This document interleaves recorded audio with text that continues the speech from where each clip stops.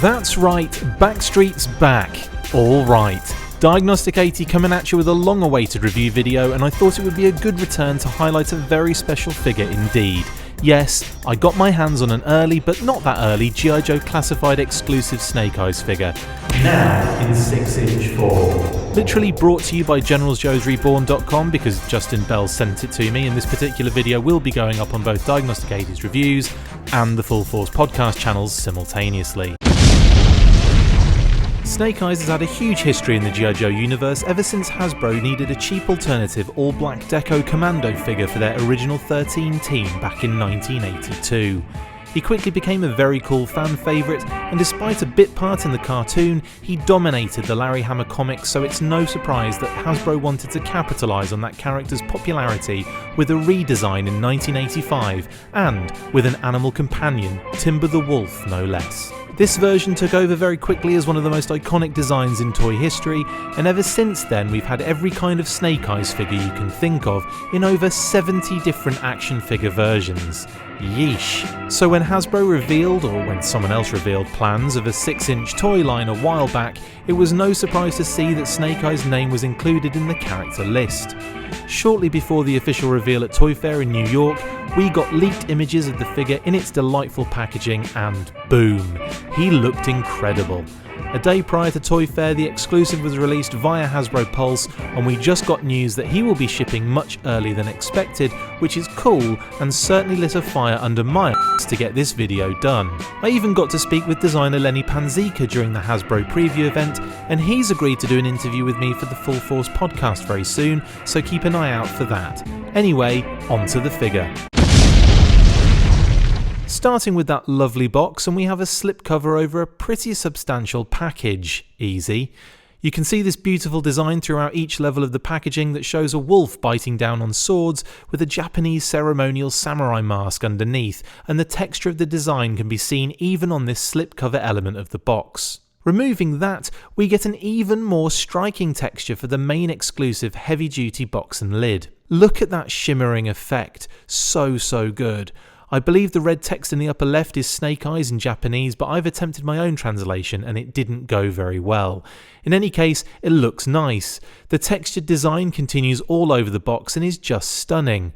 I can't get enough of seeing the light bounce off it in all directions. They have really gone to town on this, and we haven't even got to the main event yet. The lid of the box slides off eventually, and with a bit of gentle coaxing, to reveal the design yet again as a print, this time on some really nice parchment paper, like it was a treasure map in the Goonies or a scroll or something. Actually, that would be super dope, having a scroll to open, but hey Hasbro, there's always Storm Shadow, just saying. And you could make it a map to find Storm Shadow's One-Eyed Willy or whatever they did in the Goonies. I know what they did in the Goonies. A lovely addition of course, and it looks gorgeous on the tan paper. These touches really give the overall toy a high-end premium feel, so much so that I don't really bemoan the $39.99 asking price. I honestly would have expected this to be much more expensive. Okay, we are getting closer. Here's the layout under the parchment, and you can see the special black and silver Snake Eyes box and that amazing weapons rack with weapons. Holy ninja swords, Batman, there are so many weapons, and the rack is bloody gorgeous.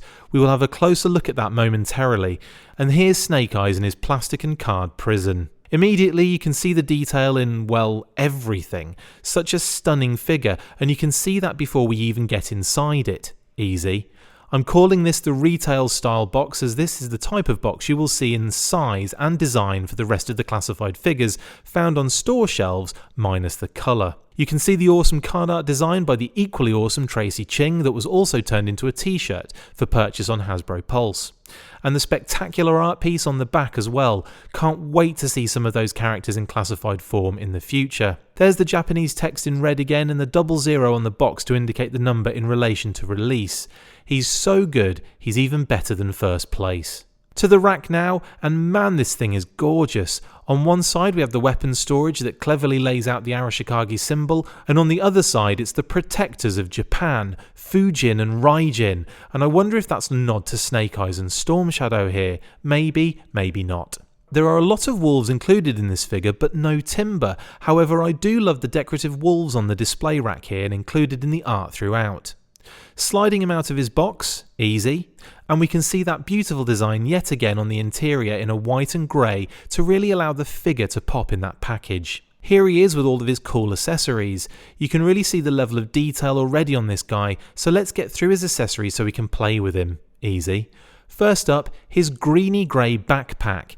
This is a really awesome design, very military, has a peg hole for his sheath and a peg for the back to connect.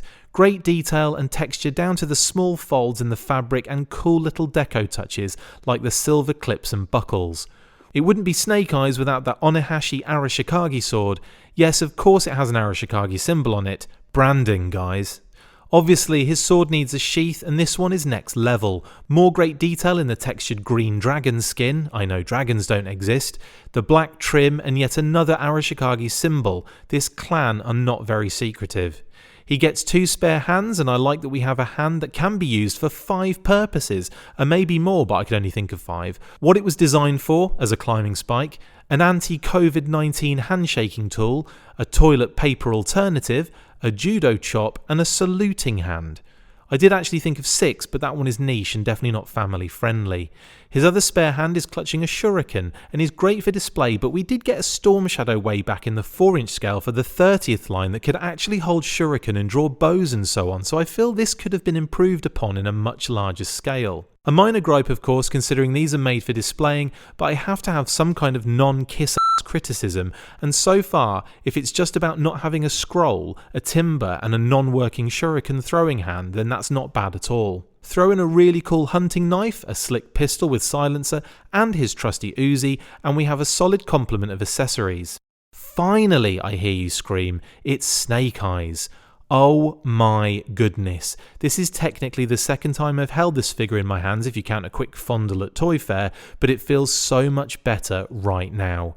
The detail, the textures on literally every single inch of this figure, a head sculpt that takes inspiration from a number of iterations including Resolute, Retaliation, and of course his 1985 visor. I mean, the whole figure is just beautiful. Big shout out to Lenny Panzica for the design on this one. The secondary piece in that greeny grey brown colour is so unique I can't even work out what bloody colour it is. The separate secondary bandolier, or second secondary, with grenades is a nice callback to the 85 Bad Boy and all. His third secondary, or thirdary, double belt piece is also cool, and they haven't shied away from the Arashikage branding either. There's so much going on with the design when you get close up. The folds in the fabrics, the textures, I mean wow, insane toy sculpture going on here. Just wonderful. He has so many points of articulation that once again I just forget that some parts move in certain ways. The drop hips are a nice touch, and with those double jointed knees, ab crunch and broad waist movement, he really can get into cool poses. He also has a number of other removable pieces, including 2 bicep straps with moulded pouches that sit over the upper arm snugly but can be easily removed.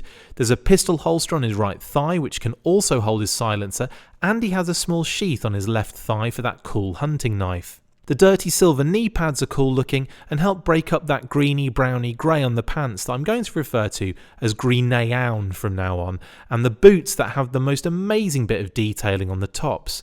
They're a cross between regular boots and those toe separation slippers ninjas wear. You can see that the 2 secondaries can overlap, allowing for the backpack or sword sheath to pass through both and lock it all in. The peg goes in pretty easily and then holds in super tight. Absolute magic. The sword and sheath can be stored on the backpack as I said as well, which means he can hold most of his gear with the exception of the 2 spare hands, but obviously. He's a really substantial weight and size and I just absolutely love posing and playing with him. Easy. The guns fit really easily into his hands as well, and his trigger finger slots very comfortably inside the trigger guard on both the Uzi and the pistol. Switching out the hands is also pretty straightforward. The pins on the hands are super long and thin, so just be careful when removing and pushing in, but I must say I never felt like they were going to break. Once in, they are very secure, and the extra articulation point is great for getting into tighter gun poses.